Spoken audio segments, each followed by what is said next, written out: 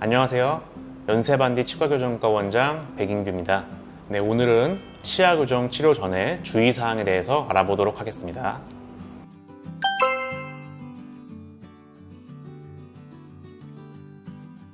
교정 치료가 치아의 어떤 부착물을 이용을 해서 그 치아에 생리적인 힘을 가하게 되죠. 그럼 이 치아가 우리가 잇몸 안에 덜렁덜렁 움직인다 이렇게 생각하기 쉬운데, 치아를 감싸고 있는 치주 조직에도 교정력이 전달이 되게 돼요. 그럼 이 치주 조직은 어느 쪽은 눌리니까, 예를 들어서 잇몸뼈가 흡수가 일어나고 어느 쪽은 이동을 하게 되면 빈 잇몸뼈 부분은 점차 침착, 뼈가 쌓이면서 치아가 아주 천천히 이동을 하게 되는 겁니다. 교정 치료할 때 이만 이렇게 막 왔다 갔다 하면서 덜렁덜렁 움직이는 게 아니라, 그런 생리적인 비염증성의 골 흡수, 골 생성 과정을 통해서 치아가 안정적으로 이동을 하게 됩니다.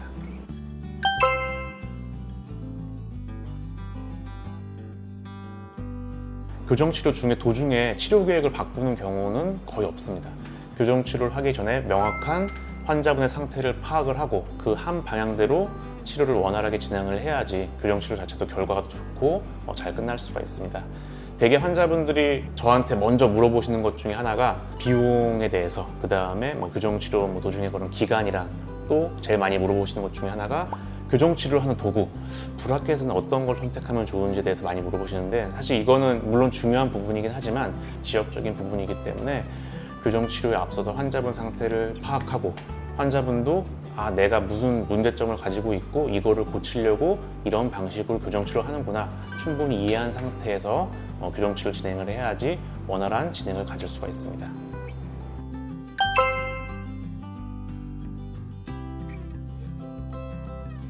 교정 치료 전에 일단 기본적인 거는 반드시 필요한 부분들이 있는데, 저 같은 경우에는 먼저 파노라마 방사선 사진, 치아의 개괄적인 위치, 뿌리 상태, 잇몸뼈 높이, 이런 것들은 대부분 알 수가 있습니다. 그 다음에 엑스레이 사진 중에서 또 환자분의 측모 두부 방사선 사진, 예를 들어서 앞니 각도를 정확하게 파악하거나 위아래 턱의 위치의 부조화를 파악하거나 입술 돌출 정도, 이런 각도들을 보는데 측모 두부 방사선 사진이 꼭 필요하고요. 또한 이제 환자분의 중심선을 정확하게 파악한다든지 비대칭 여부, 웃었을 때의 입술이 올라가는 정도, 이런 것들을 파악하기 위해서 환자분의 구내 얼굴 사진, 얼굴 사진들을 촬영하게 됩니다.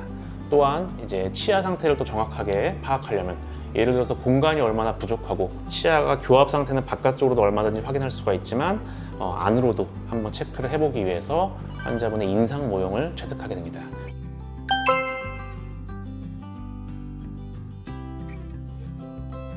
기본적으로 우리가 치아에다가 장치 브라켓을 붙이고 와이어를 넣게 되면은 약간의 확장이 일어나요. 그러니까 치조골의 부분에서 그런 확장이 일어납니다. 근데 이제 엄밀한 의미에서 골격적인 뼈의 확장은 아니겠죠. 예를 들어서 급속 구개 확장 장치라고 하는데, 어린 친구들이건 성인들이건 그 확장 장치를 작용을 했을 때 그 확장 장치를 적당한 힘을 적용을 하게 되면 이 융합 부위가 조금씩 열리게 되면서 벌어지게 됩니다. 그러면서 이제 골격적인 확장 효과를 얻을 수가 있고, 물론 이 벌어진 비어있는 부분은 그냥 빈 채로 우리가 살아가는 게 아니라 그 안에도 뼈가 차게 돼요.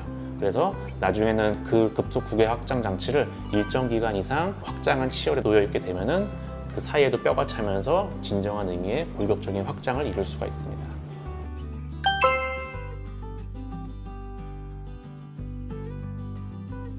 네, 교정 치료한다고 해서 일정 부분의 치열의 확장이나 그런 구개 확장이 일어날 수 있는데, 그런다고 해서 환자분께서 혹시 우려하시는 사각턱이 되는 거는 이제 보통 여기 각도를 말하는 건데, 치아 교정만으로는 그렇게는 어렵고, 윗턱이 아래턱에 비해서 굉장히 저성장인 환자분들은 간혹 이제 확장을 통해서 아래턱 위치랑 폭을 맞춰주는 경우가 있는데, 이제 그럴 때 해당되는 거여서 확장된다고 마찬가지예요.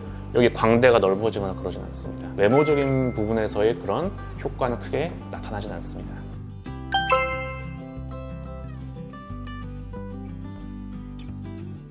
일단 충치랑 풍치를 좀 나눠서 설명할 필요는 있을 것 같은데, 충치 같은 경우에는 교정 치료 도중에 발견되거나 생길 확률이 높습니다. 교정 치료를 오히려 다 끝낸 이후에는 닦는 걸 어떻게 해야지 내가 더 잘 닦을 수가 있고 이런 덴탈 IQ가 좀 올라가기 때문에 교정 치료 끝나고 나서는 환자분들이 굉장히 관리를 잘 하십니다. 근데 어쩔 수 없이 우리가 교정 치료 도중에는 부착물들이 있어야 되겠죠. 치아 하나하나마다 뭔가 장치가 다 붙어 있을 거고 철사도 있고 또 안쪽으로도 장치를 또 부가적으로도 붙이는 경우가 있기 때문에 이런 부착물들이 너무 많아서 장치가 없을 때에 비해서는 관리가 더 어려운 건 맞습니다. 게다가 음식물도 돌출부가 있으니까 그 주변에 많이 낄 수밖에 없겠죠. 그래서 이런 음식물이 관리가 안 됐을 때, 구강위생 관리가 안 됐을 때 충치가 생길 확률이 높아지는 겁니다. 풍치 같은 경우에는 이제 잇몸 질환이죠. 저희가 가해지는 교정력, 생리적인 힘은 치아의 잇몸을 약하게 하진 않습니다.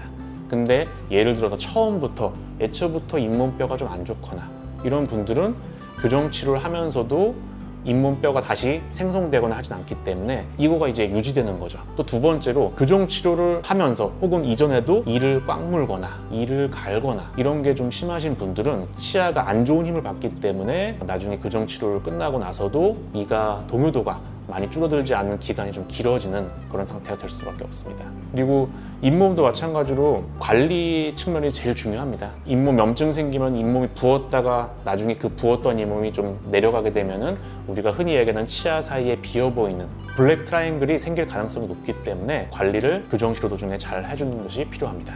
물론 너무 꽉 물거나 이 갈면은 구강 내과적인 치료가 필요할 수가 있고요. 이가 좀 덜 힘을 받게 하고 덜 갈리게 만드는 나이트 가드 형태의 장치를 할 수가 있고, 이게 너무 심하셔서 교합 변화까지 일어난다면은 스플린트 같이 그런 장치가 좀 필요한 경우도 있습니다. 하지만 이런 장치들이 교정 치료 도중에는 바로 적용할 수 없는 그런 부분이 있기 때문에 그런 게 심하다면은 교정치과 의사와 상의를 하고 진행을 하셔야 됩니다.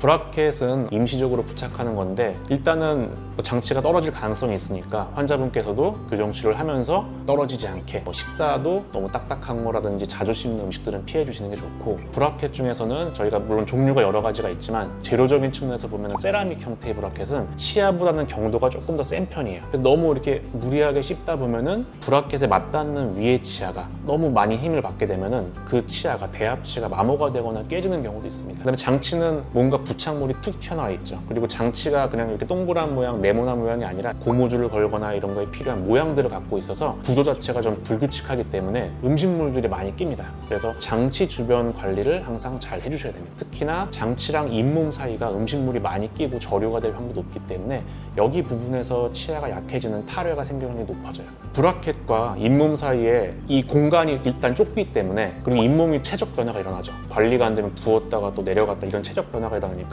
그 공간에 음식물이 많이 끼게 돼요. 이 음식물들이 좀 오랫동안 치아에 붙어 있으면 음식물과 침이 섞이면서 끈적끈적한 치태가 되고요. 분해가 되면 산성물질을 발생시켜요. 치아 표면에 계속 산성물질이 계속 따닥따닥 붙어 있으면 치아가 약해지겠죠. 보통 이 바깥쪽 면은 공기, 산소 공급이 원활하기 때문에 충치처럼 까맣게 안 되고요.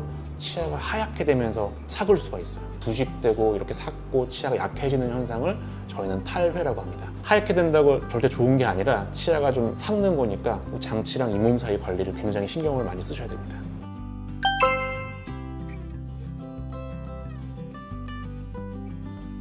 저희 병원에서 진행을 하신 환자분은 아닌데 처음에 오셔서 이제 저랑 상담할 때, 물론 환자분의 말씀이시니까 제가 이제 뭐 100% 이렇게 확인할 수 있는 방법은 없고요. 교정 치료를 다른 치과에 이제 상담 받으러 갔는데 여보 얼굴 엑스레이를 찍거나 추가적인 사진, 엑스레이 이런 거 분석 안 하고 바로 이제 그날 발치 교정이 필요하다고 해서 이를 빼고 현재까지도 장치를 안 붙인 채로 이렇게 있으신 분이 있더라고요. 환자분이 왜 이를 뺐냐 물어보면은 본인도 이 뺀 이유를 모르고 이렇게 진행을 하는 경우도 있었고, 그래서 환자분도 본인 상태를 그래도 어떤 전문적인 용어가 아니더라도 충분히 이해는 하는 게 필요합니다. 아, 내가 이가 뭐 뻐들어져서 이를 빼고 하는 건지, 아니면 공간이 너무 부족해서 이 공간을 형성시키기 위해서 이를 빼는 건지, 이런 것들에 대해서 충분히 진단 과정을 통해서 알고 시작을 해야지 당연히 교정 치료에 대한 줘도 더 좋을 거고요. 그리고 더 중요한 거는 당연히 숫자가, 저도 물론 경험이 있으니까 이 환자분은 아마 이런 식으로 치료가 흘러갈 거다 예측은 할 수 있지만, 그런 경우에도 바로 막 시작하는 경우는 없습니다. 정확하게 진단을 하고 저도 환자분 상태를 계측하고 파악한 다음에 그 다음에 이제 계획까지 세우고 그걸 설명드린 다음에 시작을 해야지